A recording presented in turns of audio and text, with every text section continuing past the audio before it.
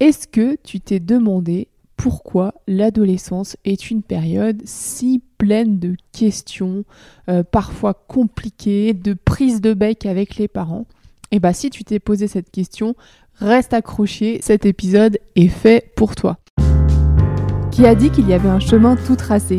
Pas toujours évident quand on est jeune de trouver sa place et de savoir ce qu'on veut faire dans sa vie. Surtout quand on se sent différent ou qu'on a malgré soi un parcours atypique. Pas de panique, tu es loin d'être seul dans ce cas-là. Ici, on donne le micro aux pré-ados, ados et jeunes adultes qui, comme toi, sortent des sentiers battus. Enfile ton casque, laisse-toi inspirer et découvre ta voix avec le podcast Cap Toi-même. À tout de suite.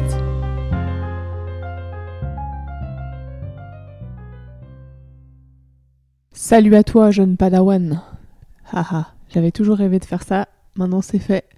Trop cool. Allez, on peut entamer le podcast. Aujourd'hui, on va répondre à cette question en utilisant une métaphore qui, je pense, va te parler. Imagine, donc moi je crois au principe de réincarnation, c'est-à-dire que notre âme, elle va tester plusieurs vêtements au fur et à mesure des années.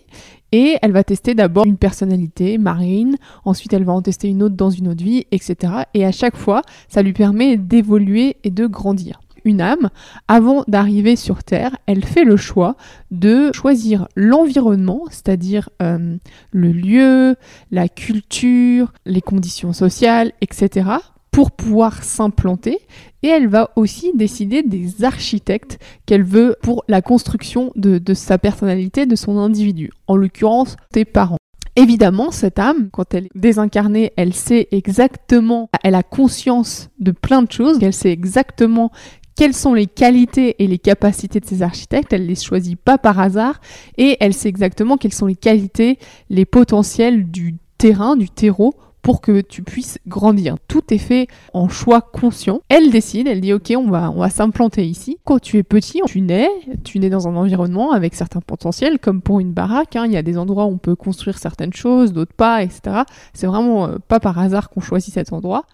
Tu vas laisser, quand tu es petit, à tes parents les boulots pour que ce soit eux qui construisent les fondations de ton intérieur, les fondations de ta maison intérieure. C'est eux qui vont construire tes bases, tes croyances, tes valeurs, etc. C'est ça qui va t'aider à grandir, sur lequel tu vas t'appuyer. Comme une plante, en fait, des fois, elle a besoin d'un tuteur pour pouvoir poser, s'appuyer dessus et pouvoir s'élever, grandir. Tout d'un coup, en fait, quand on est petit, on a tendance à s'identifier complètement à nos parents, c'est-à-dire qu'on pense que ce qu'ils pensent, c'est ce qu'on pense, ce qu'ils font, c'est ce qu'on fait, ce qu'ils vivent, c'est ce qu'on vit. On est vraiment complètement identifié à nos parents. On n'a pas encore vraiment coupé le cordon.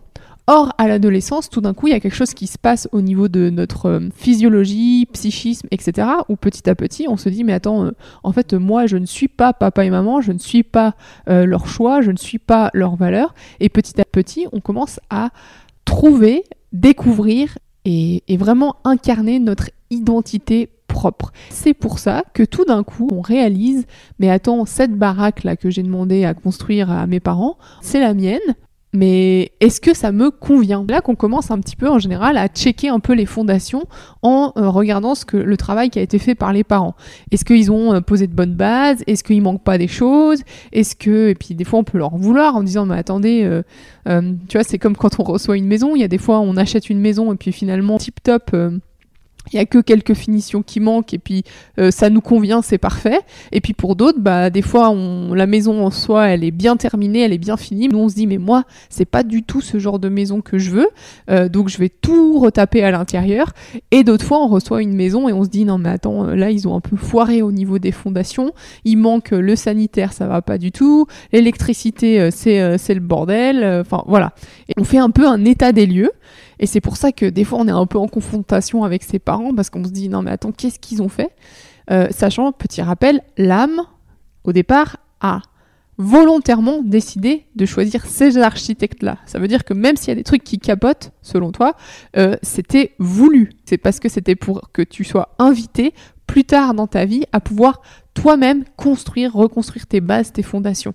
Même si c'est peut-être un peu plus long parfois, que c'est un peu frustrant parce que tu dis ouais, l'autre il a super maison avec piscine, tout roule, et puis moi faut que je me débrouille avec ma caravane. Bon, Tu rigoles, mais j'exagère. Tout est possible, tout est à reconstruire et ça, ça sera à toi de le faire par la suite. Tu reposes les questions de tes fondations. Est-ce que moi, j'adhère aux valeurs de mes parents? Est-ce que j'adhère à l'éducation qu'ils m'ont donnée? Donc ça, c'est la première chose qui se passe. Et puis, deuxième chose, ça t'invite un petit peu à te questionner sur dire, bon, ok, ils m'ont donné cette base-là, mais moi, qu'est-ce que j'ai envie de construire pour ma vie? Qui est-ce que j'ai envie d'être? Quels sont les plans que j'ai envie d'incarner pour l'avenir? Et c'est pour ça que la période d'adolescence, que tu le veuilles ou non, ce soit ta tendance ou non, il y a plein de questions qui se posent sur mais qui je suis, qu'est-ce que je suis venu faire, qu'est-ce que j'ai envie d'incarner dans ma vie, qui est-ce que j'ai envie d'être au quotidien, etc. À l'intérieur de toi, tu as reçu la maison, mais tu te dis, ok, comment maintenant je la transforme pour qu'elle soit à l'image de ma vie maintenant et future. C'est la deuxième chose, beaucoup de questions. Première chose, c'est on a tendance à beaucoup remettre en question qu'est-ce qui s'est passé avec nos parents et à voir si ça nous convient.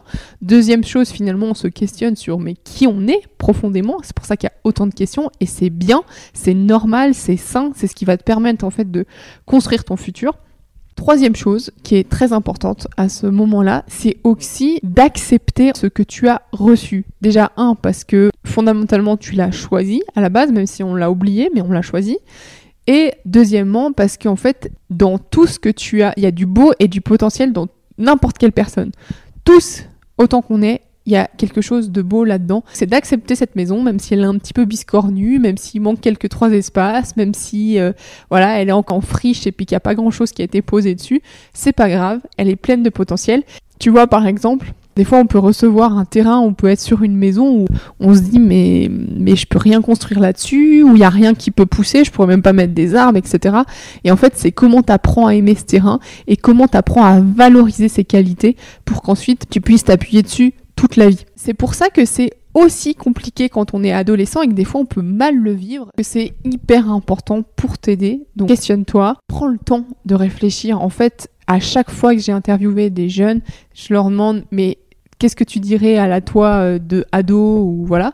À chaque fois, les gens ils m'ont répondu. Je me serais dit de me faire confiance, je me serais dit d'être tranquille, que ça va arriver. Laisse-toi le temps, fais-toi confiance, ça va arriver. Même si ça prend peut-être un peu plus de temps que certaines personnes autour de toi, laisse les choses se construire tranquillement et sache être le témoin de ce qui est beau et de ce qui est déjà en train de se passer et de ce qui est déjà présent là pour toi.